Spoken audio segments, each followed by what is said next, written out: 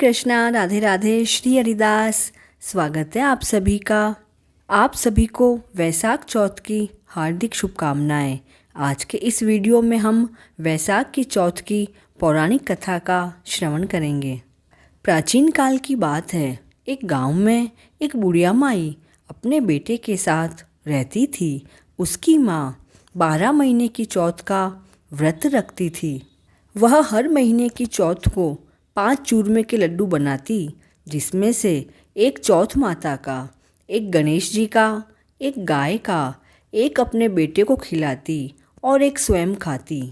एक दिन वैशाख महीने की चौथ पर बेटा पड़ोसन के घर गया और वहाँ चूरमा देखकर पूछने लगा।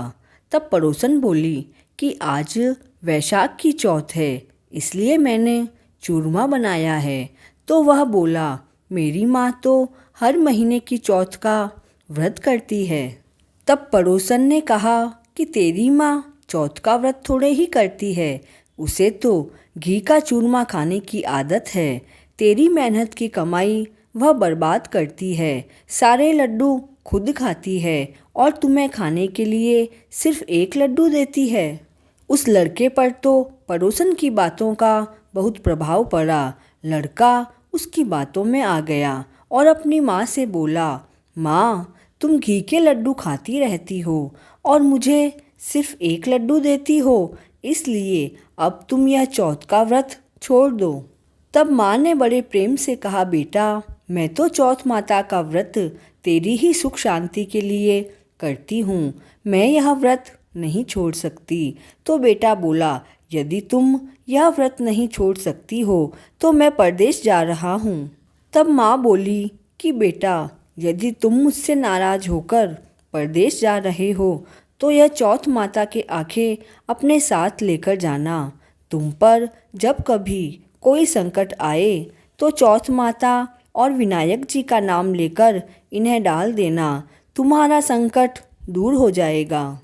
आंखें लेकर बेटा परदेश चला गया। रास्ते में उसे खून भरी नदी मिली, जिसे पार करना बहुत असंभव था। तब उसे अपनी माँ की बात याद आई, तो उसने एक आखा चौथ माता के नाम का लेकर नदी में डाल दिया और कहा, हे चौथ माता, यदि मेरी माँ सच्ची हो तो यह नदी दूध और पानी से भर जाए, वह मुझे रास्ता मिल जाए। उसके ऐसा कहते ही नदी दूध व जल से भर गई और उसे रास्ता मिल गया। आगे जाने पर एक भयानक व गहरे जंगल में उसे एक शेर मिला, जो उसे खाने के लिए उस पर झपटा। तभी उसने एक आँखा चौथ माता को याद करके शेर की तरफ आंखें उछाल दिए। आश्चर्य की बात थी कि शेर पीछे हट गया।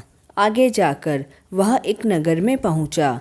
उस नगर के राजा के यहाँ रोज एक मिट्टी के बर्तन का अलाव पकता था।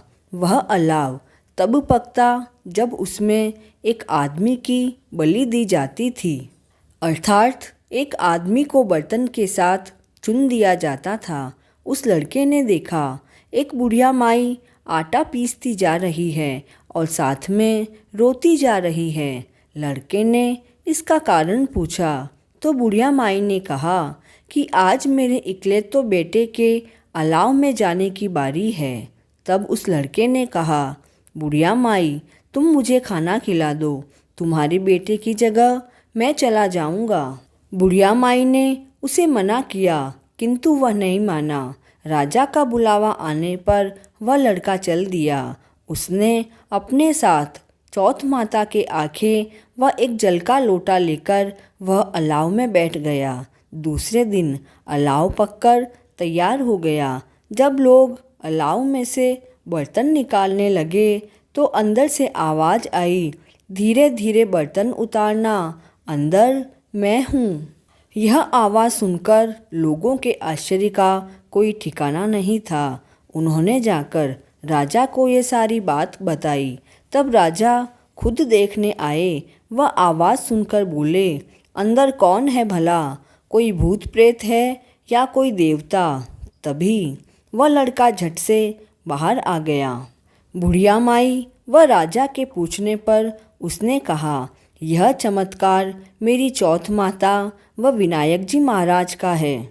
मेरी माँ हर महीने की चौथ को मेरी सलामती के लिए चौथ माता का व्रत रखती है। उन्हीं के आशीर्वाद से आज मेरा यह भयानक संकट दूर हुआ है।